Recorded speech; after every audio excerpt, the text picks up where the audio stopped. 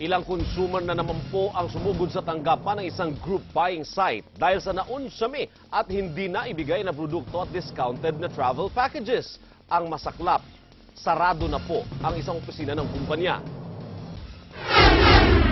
Napilitang dumulog sa DTI si Nadel dahil hindi makakuha ng matinong schedule ng kanyang bakasyon mula sa biniling travel package ng kumpanyang Clever Buy. Discounted kasi ang inalok sa kanyang bakasyon sa Boracay.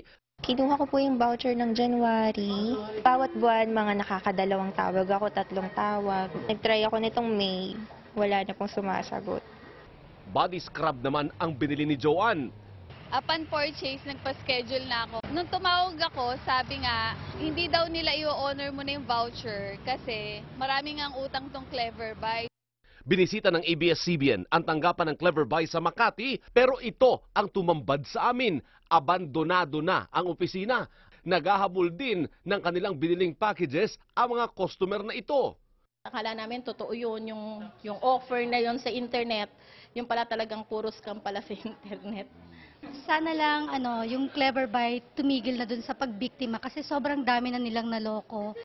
Pumirma pa raw ng promissory note ang kinatawan ng kumpanya na iisyuhan sila ng tseke bilang reimbursement no 1 linggo. Pero hindi na nagpakita ang kinatawan ng Clever Buy. Mahigit 100 na ang reklamong natatanggap ng DTI laban sa mga group buying sites. Ito po yung tinatawag nating virtual mall.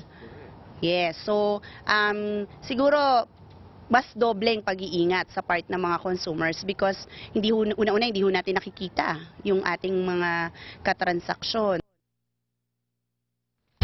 Naghahanda na po ng kaso ang mga nabiting consumer habang iba naman po'y umaasa pang matuloy ang kanilang biyahe. Kaya ang panawagan po natin sa may-ari ng Clever Buy, abay maging tapat naman po kayo.